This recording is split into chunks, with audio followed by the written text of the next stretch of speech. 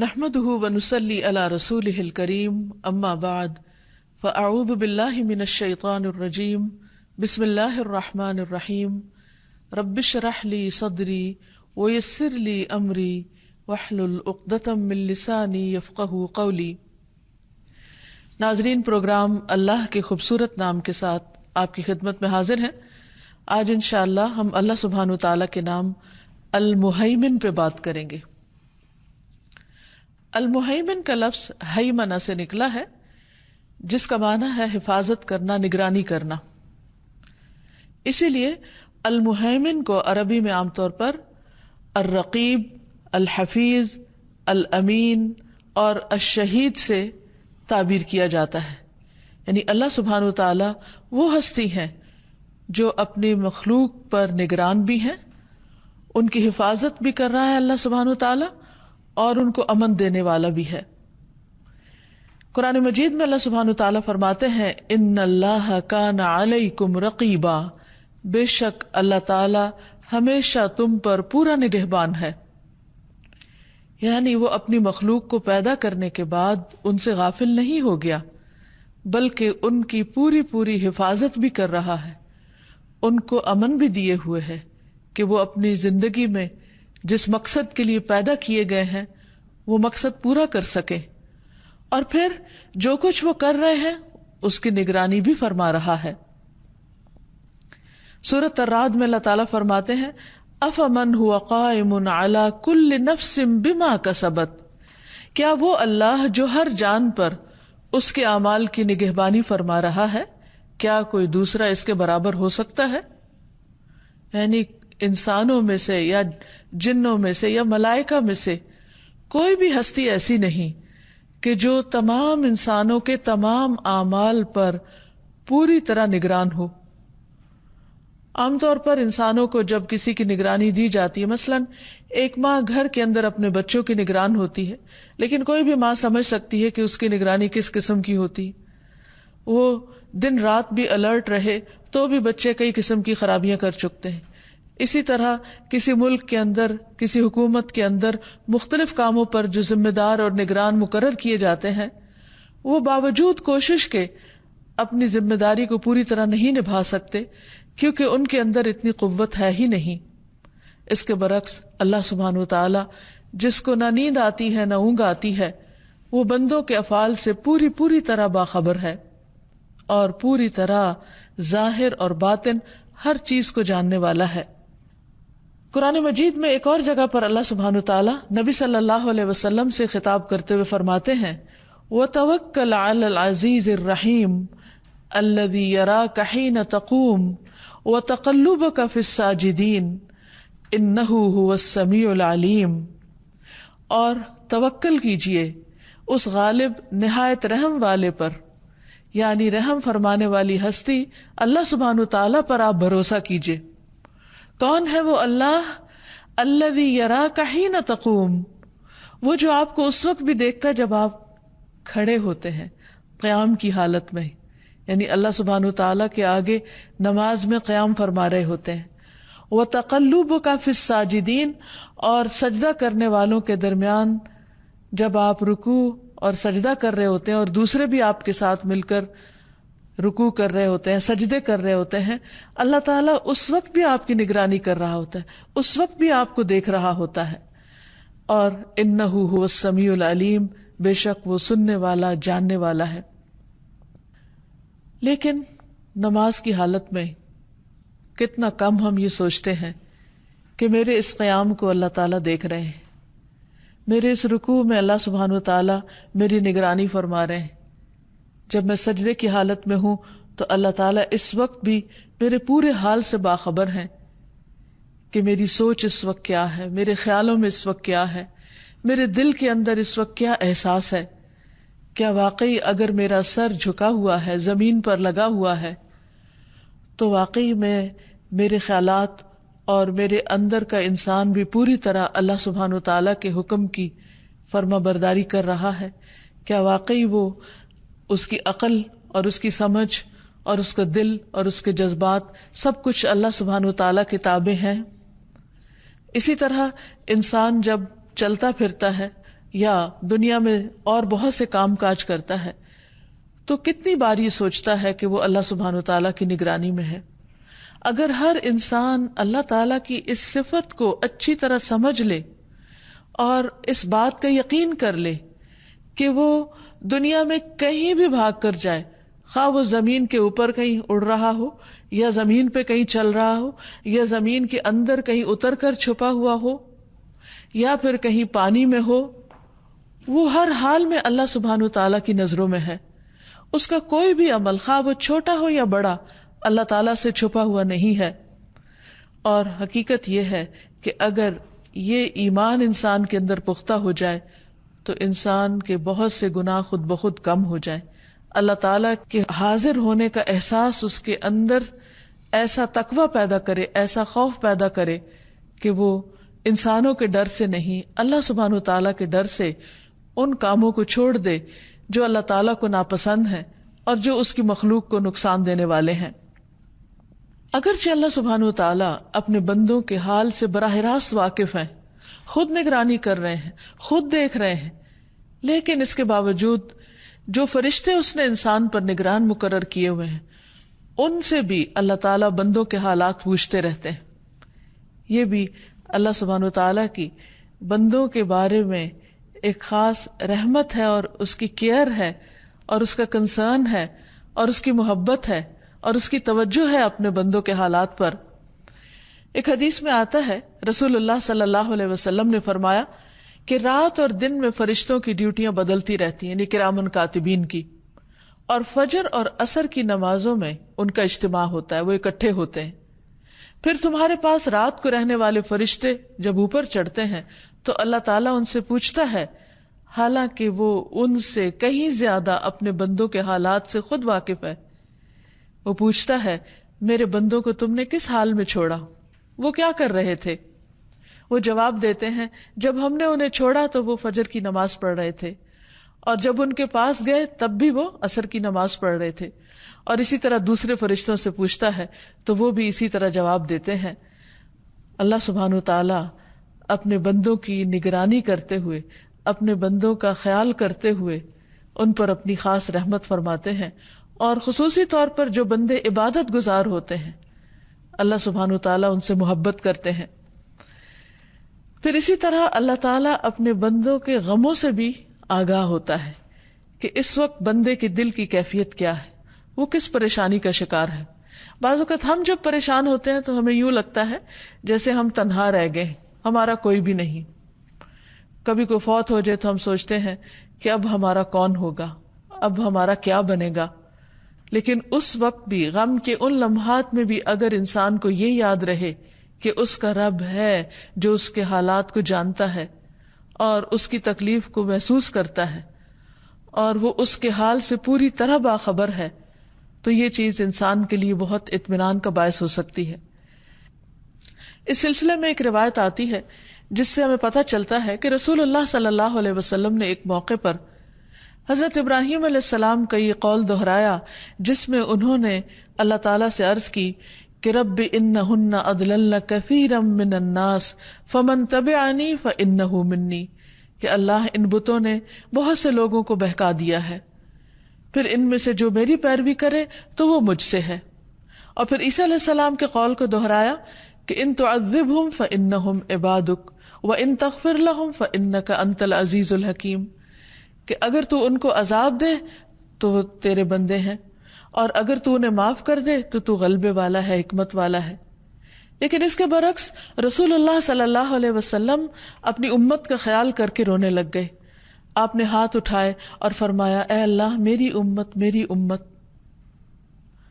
اللہ سبحانہ وتعالیٰ نے جبریل علیہ السلام سے فرمایا کہ جاؤ محمد کے پاس صلی اللہ علیہ وسلم، حالانکہ تیرا رب خوب جانتا ہے، اور ان سے پوچھو کہ انہیں کیا چیز رلا رہی ہے. اللہ تعالیٰ کو پتا تھا کہ وہ کس کے غم میں رو رہے ہیں، اپنی امت کے غم میں رو رہے تھے اور خود بھی جانتے ہیں. لیکن جبریل کو بھیجا تسلی کے لیے. جبریل علیہ السلام نبی صلی اللہ علیہ وسلم کے پاس آتے ہیں اور رونے کی وجہ پوچھتے ہیں. آپ انہیں بتاتے ہیں، حالانکہ اللہ تعالیٰ خود زیادہ جانتے ہیں. پھر اللہ تعالیٰ کے پاس واپس جاتے ہیں. اللہ تعالیٰ فرماتے ہیں، اے جبریل جاؤ محمد کی طرف اور ان سے کہہ دو کہ ہم آپ کو آپ کی امت کے بارے میں ضرور راضی کر دیں گے، یعنی آپ کو غمگین نہیں کریں گے۔ اس سے یہ بات بھی پتہ چلتی ہے کہ رسول اللہ صلی اللہ علیہ وسلم اپنی امت کے بارے میں کس قدر فکر مند ہوتے تھے۔ کیا آج ہم بھی واقعی اپنے نبی، اپنے رسول محمد صلی اللہ علیہ وسلم کے بارے میں بھی اتنے کنسرن ہیں کہ ہم قیامت کے دن ان کو شرمندہ نہ کریں ایسے کام کر کے جن سے آپ نے روکا اور جن سے آپ ناخوش ہوتے تھے؟ بہرحال اس حدیث سے پتہ یہ چلتا ہے کہ اللہ سبحانہ و تعالی بندوں کے دلوں کے حالات سے بھی خوب واقف ہے۔ پھر اسی طرح اللہ تعالیٰ بندوں کی قولی عبادات یعنی ان کا ذکر وغیرہ بھی شمار کرتا ہے۔ رفاعہ سے مروی ہے، انہوں نے کہا کہ ہم نبی صلی اللہ علیہ وسلم کی اقتداء میں نماز پڑھ رہے تھے، جب آپ رکوع سے سر اٹھاتے تو سمع اللہ لمن حمدہ کہتے۔ ایک شخص نے پیچھے سے کہا ربنا ولک الحمد حمدا کثیرا طیبا مبارکا فیہ۔ آپ صلی اللہ علیہ وسلم نے نماز سے فارغ ہو کر پوچھا کہ یہ کلام کہنے والا کون ہے؟ تو اس شخص نے جواب دیا کہ میں۔ اس پر آپ نے فرمایا میں نے 30 سے زیادہ فرشتوں کو دیکھا کہ ان کلمات کو لکھنے میں وہ ایک دوسرے پر سبقت لے جانا چاہتے تھے کہ کون ان میں سے ان کو پہلے لکھے گا، اور ظاہر ہے کہ یہ 30 فرشتے اللہ سبحانہ و تعالیٰ کے حکم اور اذن سے ہی آگے بڑھے۔ تو اللہ تعالیٰ بندوں کے چھوٹے سے چھوٹے عمل کو بھی ضائع نہیں کرتے۔ اسی طرح المہیمن کا ایک مطلب حفاظت کرنے والا بھی ہے۔ اللہ سبحانہ و تعالیٰ جو الحافظ ہے، الحفیظ ہے، تحفظ دینے والا ہے، حفاظت کرنے والا ہے، وہ اپنی تمام مخلوق کی ضروریات کی حفاظت کرنے والا ہے۔ نبی صلی اللہ علیہ وسلم نے فرمایا، اللہ تعالیٰ فرماتے ہیں اے ابن آدم تم اپنے آپ کو میری عبادت کے لیے فارغ کر لو، یعنی نماز کے لیے، دیگر عبادات کے لیے بھی وقت نکالو، تو میں تمہارے دل کو بے نیازی سے بھر دوں گا اور تمہاری محتاجیاں دور کر دوں گا۔ لیکن اگر تم ایسا نہیں کرو گے، یعنی اپنے آپ کو صرف دنیا میں کھپا دو گے اور عبادت کے لیے وقت نہیں نکالو گے، تو میں تمہارے دونوں ہاتھ کام میں مشغول کر دوں گا، اس کے باوجود تمہارا فقر دور نہیں کروں گا، یعنی تمہارے دل کے اندر کا خوف اور محتاجی کا احساس وہ دور نہیں کروں گا۔ پھر اسی طرح اللہ سبحانہ و تعالی بیمار انسان کے اعمال کی حفاظت کرتے ہیں۔ ایک انسان تندرستی کی حالت میں جو بھی نیک عمل کرتا ہے، جب وہ بیمار ہو جاتا ہے تو بھی اللہ تعالیٰ اس کا اجر روکتے نہیں، بلکہ جو شخص پابندی کے ساتھ نیکی کرتا ہے عام حالات میں، تو جب وہ سفر کرتا ہے یا بیماری کی حالت میں ہوتا ہے تو اللہ تعالیٰ فرشتے کو حکم دیتے ہیں اور وہ اس کا اجر لکھتا چلا جاتا ہے۔ پھر اسی طرح المہیمن کا ایک مطلب امن دینے والا ہے اور ظالم کو مہلت دینے والا، یعنی اللہ سبحانہ و تعالیٰ جہاں اپنے بندوں کی حفاظت فرماتا ہے وہاں ان کے لیے ایسے حالات، ایسے مواقع فراہم کرتا ہے کہ وہ امن و امان کے ساتھ اپنے کام سر انجام دے سکیں۔ اگر ہم سوچیں تو زمین کے جس گولے پر ہم بیٹھے ہوئے ہیں اس کے اندر لاوا ابل رہا ہے۔ اگر یہ زمین تھوڑی سی بھی پھٹ جائے اور لاوا باہر نکلنے لگے تو زندگی کا نام و نشان قائم نہ رہے۔ پھر ہم سب جانتے ہیں کہ زمین اس فضا کے اندر دوہری حرکت کے ساتھ اپنے سفر پر رواں دواں ہے، لیکن ہمیں ہر وقت ٹھہری ہوئی محسوس ہوتی، یعنی کس قدر حیرت کی بات ہے کہ جو زمین ہزاروں میل فی گھنٹہ کی رفتار سے اس فضا میں دوڑ رہی ہے، اس زمین پہ بیٹھے ہوئے انسانوں کو کبھی احساس بھی نہیں ہوتا کہ یہ زمین حرکت میں ہے۔ یہ سب امن کون دے رہا ہے؟ یہ اس اطمینان کی حالت میں ہمیں کون جینے دے رہا ہے کہ ہم اس پر چلتے پھرتے ہیں، سوتے ہیں، آرام کرتے ہیں اور پرسکون رہتے ہیں۔ اللہ سبحانہ و تعالیٰ کی یہ خاص رحمت ہے کہ اس نے ہمارے لیے ان تمام چیزوں کو مسخر کیا ہے۔ پھر ہم دیکھتے ہیں کہ جہاں وہ امن دیتا ہے وہاں کچھ لوگ دنیا میں فتنہ فساد بھی کرنے والے ہیں، ظلم ڈھانے والے ہیں، لیکن ان کو آزادی کیوں ملی ہوئی ہے؟ اس کی وجہ یہ ہے کہ وہ بھی اللہ ہی کے بندے ہیں، لیکن اللہ تعالیٰ کے دیے ہوئے اختیار سے ناجائز فائدہ اٹھا رہے ہیں. یہ بھی اللہ تعالیٰ کی ان پر مہربانی ہے کہ ان کو فوراً نہیں پکڑتا اور ان کو مہلت دیتا ہے، موقع دیتا ہے تاکہ وہ بھی توبہ کر لیں، وہ بھی پلٹ آئیں، باز آ جائیں اور سیدھی راہ پر چل پڑیں. تو اللہ سبحانہ وتعالی ہر ایک کو مہلت دیتا ہے، کوئی چھوٹا گناہ کرے یا بڑا گناہ کرے. ہمارے نزدیک کچھ لوگ بڑے بڑے غلط کام کر رہے ہوتے ہیں اور ہم چاہتے ہیں کہ ان کی فوراً پکڑ ہو جائے اور فوراً ٹھکانے لگا دیا جائے تاکہ دنیا سے ظلم ختم ہو جائے. یہ بات اپنی جگہ درست ہے، لیکن دوسری طرف اللہ سبحانہ وتعالی ظالم کو مہلت دیتا ہے کیونکہ وہ بھی ایک انسان ہے جو وقتی طور پر اپنی آزادی سے ناجائز فائدہ اٹھا رہا ہے. ہر انسان کے اندر اللہ نے ضمیر نام کی چیز رکھی ہے جو اسے ملامت کرتی ہے. ایک شخص جس نے 99 قتل کیے، جب اس کو احساس ہوا کہ وہ غلط کر رہا ہے تو اس نے توبہ کے لیے ایک راہب کی طرف رجوع کیا تاکہ وہ اسے طریقہ بتائے کہ کس طرح وہ اپنے گناہوں کو معاف کروا سکتا ہے. اگر اللہ تعالیٰ چاہتا تو اسے پہلا انسان قتل کرنے پر ہی پکڑ لیتے یا دوسرا یا تیسرا، لیکن کب تک اللہ تعالیٰ نے اس کو مہلت دی کہ بالآخر اسے احساس ہوا اور وہ اپنے گناہ سے تائب ہوا اور آخر میں رحمت کے فرشتے نے اس کی جان لی.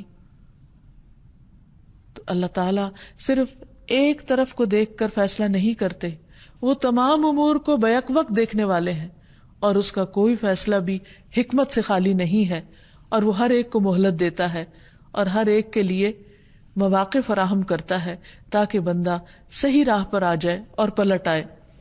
پھر اسی طرح مہیمن کا ایک مطلب گواہ بھی ہوتا ہے، الشاہد، یعنی وہ جو خبر رکھتا ہو، نظر رکھنے والا ہو. تو اللہ تعالیٰ اپنی مخلوق پر شہید ہے یعنی گواہ ہے. بندوں سے جو بھی کوئی قول اور فعل سرزد ہوتا ہے اللہ تعالیٰ اس کو پوری طرح جانتا ہے. قرآن مجید میں آتا ہے وَمَا تَكُونُ فِي شَأْنٍ وَمَا تَتْلُو مِنْهُ مِنْ قُرْآنٍ وَلَا تَعْمَلُونَ مِنْ عَمَلٍ إِلَّا كُنَّا عَلَيْكُمْ شُهُودًا إِذْ تُفِيضُونَ فِيهِ وَمَا يَعْزُبُ عَنْ رَبِّكَ مِن مِّثْقَالِ ذَرَّةٍ فِي الْأَرْضِ وَلَا فِي السَّمَاءِ وَلَا أَصْغَرَ مِن ذَلِكَ وَلَا أَكْبَرَ إِلَّا فِي كِتَابٍ مُّبِينٍ. اور تم نہ کسی حال میں ہوتے ہو اور نہ اس کی طرف سے آنے والے قرآن میں سے کچھ پڑھتے ہو اور نہ تم کوئی عمل کرتے ہو مگر یہ کہ ہم اس پر شاہد ہوتے ہیں. یعنی کسی بھی حال میں تم ہو، قرآن میں سے کچھ بھی تم پڑھ رہے ہو تو ہم خود سن رہے ہوتے ہیں، ہم خود گواہ ہوتے ہیں جب تم اس میں مشغول ہوتے ہو.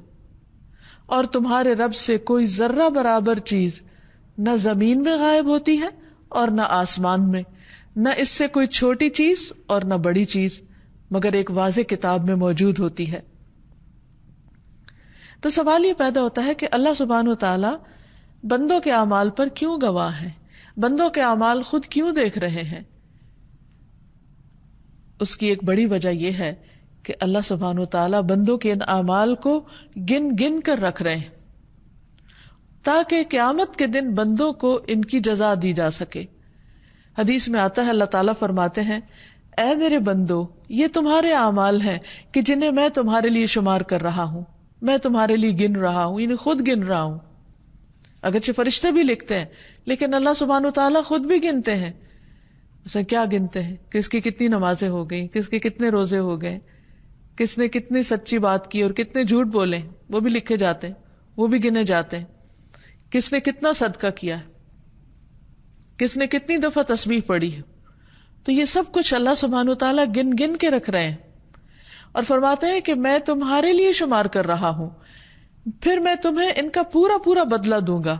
تو جو آدمی بہتر بدلہ پائے وہ اللہ کا شکر ادا کرے، اور جو بہتر بدلہ نہ پائے تو اپنے نفس ہی کو ملامت کرے. یعنی ایسا نہیں کہ اگر انسان کچھ نہیں کرے گا تو اس کے لیے خود بخود کچھ لکھا جاتا رہے گا، نہیں. تو ہمیں اصل میں جس چیز کی فکر کرنی چاہیے وہ نیک اعمال ہے کہ ہم زیادہ سے زیادہ کر سکیں. اس کے ساتھ ساتھ اس کی کوالٹی اور اس کی جو روح ہے اس کو بھی مد نظر رکھنا ضروری ہے. پھر یہ ہے کہ اللہ تعالیٰ ایک اور جگہ پر فرماتے ہیں سواء منکم من اسر القول ومن جہر بہ، برابر ہے تم میں سے جو بات چھپا کر کرے اور جو اسے بلند آواز سے کرے، یعنی اللہ کے لیے بالکل برابر ہے. ہمارے لیے فرق ہو جاتا ہے کیونکہ ہمارے کان ایک سرٹن فریکوینسی کے بعد سن نہیں پاتے، یعنی کہ وہ آواز کم ہو یا زیادہ ہو تو ہم سن نہیں سکتے، ایک خاص لمٹ کے اندر سنتے ہیں. لیکن اللہ تعالی کے لیے ایسی کچھ بھی مشکل نہیں، وہ ہر بات کو سنتے ہیں، چپ کے کی جائے، سرگوشیوں کی حالت میں کی جائے یا پھر چیخ چلا کر کی جائے.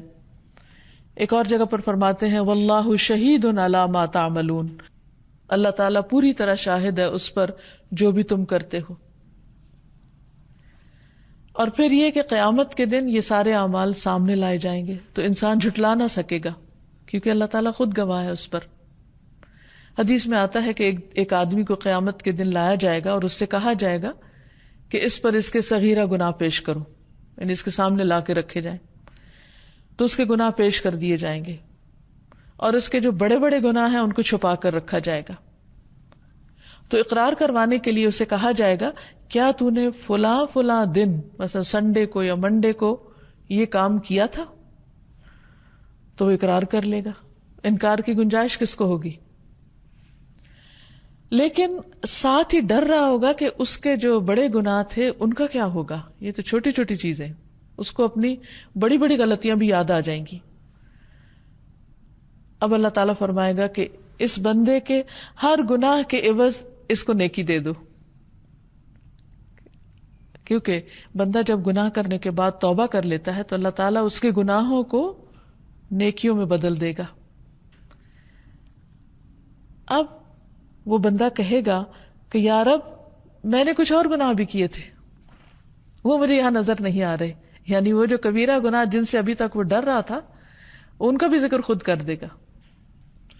تو بہرحال یہ اللہ سبحانہ وتعالیٰ کی شان رحیمی ہے کہ وہ بندوں کی غلطیوں اور خطاؤں سے اس قدر درگزر فرماتا ہے اور اتنی خوبصورت طریقے سے توبہ قبول کرتا ہے کہ ان کی خطاؤں کو بھی قیامت کے دن نیکیوں میں بدل دے گا. لیکن اس کے لیے شرط یہ ہے کہ انسان سچے دل سے توبہ کرے. المہیمن کے معنی میں ایک قول یہ بھی ہے کہ یہ وہ ذات ہے جو اطاعت کرنے والے کے ثواب میں سے کچھ بھی کم نہ کرے، خواہ وہ ثواب کتنا ہی زیادہ کیوں نہ ہو، اور نافرمان جتنی سزا کا حقدار ہے اس سے زیادہ اس کو سزا نہ دے، کیونکہ اس پر جھوٹ جائز نہیں. اور اللہ تعالیٰ کو یہ حق حاصل ہے کہ وہ زیادہ ثواب دے کر مہربانی فرمائے اور بہت ساری سزاؤں کو معاف کر دے، یہ اس کے اپنے اختیار میں ہے. تو المہیمن جو ہے امن دینے والا ہے اور بندوں کی حفاظت کرنے والا ہے، ان کے حقوق کی حفاظت کرنے والا ہے، ان کے اعمال کے اجر کی حفاظت کرنے والا ہے. اس لیے اس سے اس بات کا ڈر نہیں ہونا چاہیے کہ وہ بندوں کا کوئی بھی عمل ضائع کر دے گا، الا یہ کہ انسان خود ایسے کام کر کے اپنے اعمال کو برباد کر دے جن سے اللہ سبحانہ تعالیٰ نے روکا ہے. اس کے برعکس اللہ تعالیٰ اگر کوئی بندہ ایک نیکی کرے گا تو اس کو 10 گنا سے لے کر 700 گنا اور اس سے بھی زیادہ دینے پر قادر ہے، اور اس کے لیے اسے کسی سے پوچھنا نہیں. تو اللہ سبحانہ تعالیٰ اپنے بندوں پر نہایت مہربان ہے. اللہ تعالیٰ فرماتے ہیں قُلْ يَا عِبَادِ الَّذِينَ آمَنُوا اتَّقُوا رَبَّكُمْ لِلَّذِينَ أَحْسَنُوا فِي هَذِهِ الدُّنْيَا حَسَنَةٌ وَأَرْضُ اللَّهِ وَاسِعَةٌ إِنَّمَا يُوَفَّى الصَّابِرُونَ أَجْرَهُمْ بِغَيْرِ حِسَابٍ. کہہ دو اے میرے بندو جو ایمان لائے ہو، اپنے رب سے ڈرو.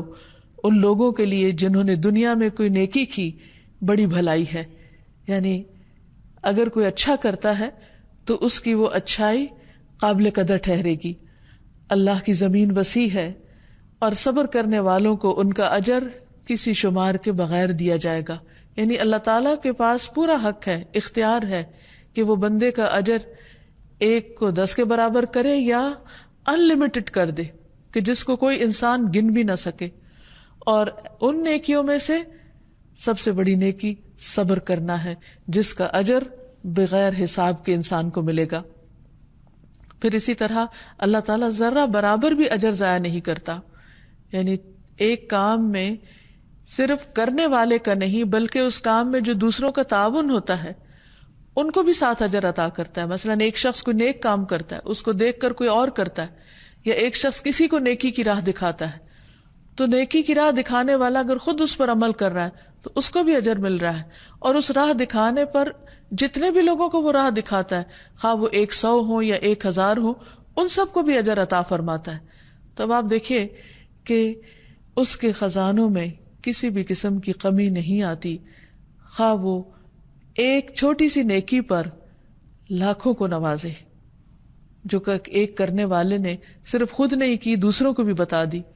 مثلاً اگر کوئی شخص خود سبحان اللہ پڑھ رہا ہے اور وہ دوسروں کو بھی سکھا دیتا ہے کہ تم بھی سبحان اللہ پڑھو, اگر 1000 لوگ اس کے کہنے پر سبحان اللہ پڑھنے لگتے ہیں تو اس شخص کو نہ صرف یہ کہ اپنے سبحان اللہ پڑھنے کا ثواب ملے گا, بلکہ وہ جو 1000 لوگ سبحان اللہ پڑھ رہے ہیں ان کا بھی اجر ان کو ملنے کے علاوہ اس کو بھی ملے گا.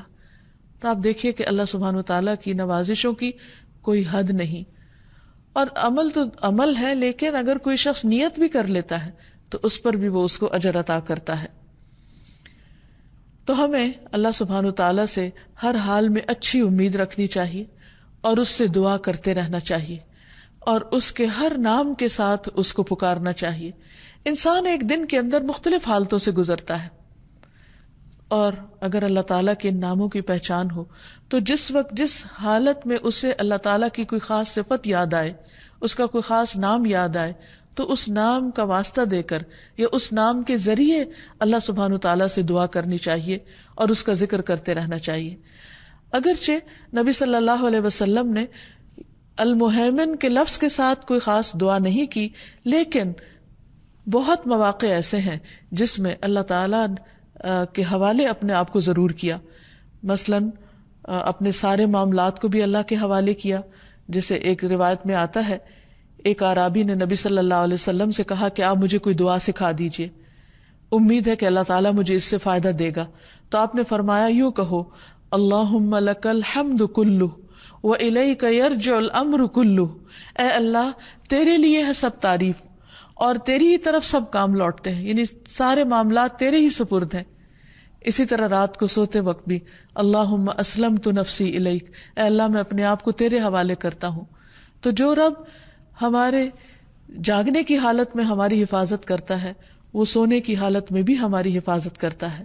اور پھر یہ ہے کہ انسان جب اپنے آپ کو اللہ کے حوالے کر دیتا ہے, اپنی جان کو, اپنے مال کو, اپنی اولاد کو, اپنے متعلقین کو, تو اللہ سبحانہ و تعالیٰ ان تمام چیزوں کی حفاظت فرماتا ہے.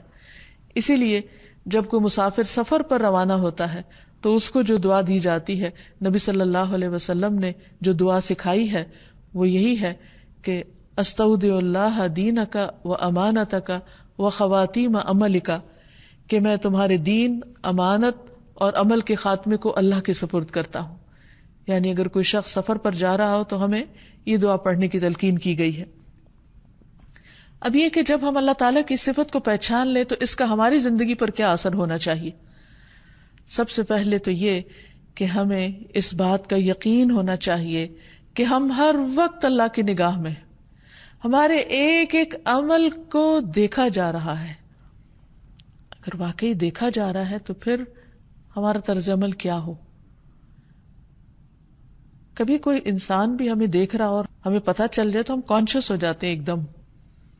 جیسے کہیں اگر بیٹھے ہوئے کچھ کر رہے ہیں اور ہمیں یہ شک گزرے کہ باہر ونڈو سے کوئی ہمیں دیکھ رہا ہے, مثلا رات کے اندھیرے میں آپ اپنے گھر میں لائٹ جلا کر بیٹھے ہیں اور آپ کو تھوڑا سا آہٹ محسوس ہوتی ہے اور یوں لگتا ہے جیسے باہر سے کوئی جھانک رہا ہے, تو آپ کمفرٹیبل ہو کے یا ریلیکس ہو کے نہیں بیٹھتے, آپ ایک دم الرٹ ہو جاتے ہیں کہ اچھا کوئی دیکھ رہا ہے. تو اس وقت آپ کیا کریں گے اور کیا نہیں کریں گے. آپ ایسا کبھی بھی نہیں کریں گے کہ اس وقت اپنا بیگ کھول کر پرس سے پیسے نکال کر وہ گننا شروع کر دیں, کیونکہ آپ کو ڈر ہوگا کہ کہیں کوئی باہر سے اٹیک نہ کر دے اور آپ کا یہ عمل اس وقت آپ کے لیے خطرناک نہ ہو. اسی طرح کہیں پر بھی, کسی بھی موقع پر, کسی بھی جگہ پر جب انسان کو یہ احساس ہوتا ہے کہ کوئی شخص اس کے آس پاس ہے تو اس کا طرز عمل بالکل مختلف ہوتا ہے بنسبت اس وقت کے جب اس کے پاس کوئی بھی نہیں ہوتا. اس وقت انسان بالکل ریلیکس ہوتا ہے. ٹھیک ہے انسانوں کے ساتھ معاملہ کرتے وقت تو انسان کی یہ کیفیات مختلف ہو سکتی، لیکن اللہ سبحانہ و تعالی وَلِلَّهِ الْمَثَلُ الْأَعْلَى ان تمام چیزوں سے بالا و برتر ہے. جب ہمیں اس نام کا یقین ایمان اور اس پر اعتماد ہو جائے تو ہمارے دل کے اندر ایک ایسی کیفیت ہونی چاہیے کہ ہمارے ساتھ یہ احساس ہمیشہ باقی رہے کہ میرا رب حفاظت کرنے والا ہے، میرا رب نگرانی کر رہا ہے، میرا رب اس وقت میرے معاملات کو دیکھنے والا ہے، میں اپنا سب کچھ اس کے سپرد کرتی ہوں. اس سے ایک طرف تو ہم کانشیسلی زندگی بسر کریں گے اور دوسری طرف ہمارے اندر ایک امن اور اطمینان کی کیفیت بھی ہوگی. اگر کوئی شخص آپ کو مس انڈرسٹینڈ کر رہا ہے تو بھی آپ کے اندر اطمینان ہوگا کہ میرا رب تو میرے دل کے حال کو جانتا ہے، میرا رب میرے ظاہر اور باطن کو جانتا ہے.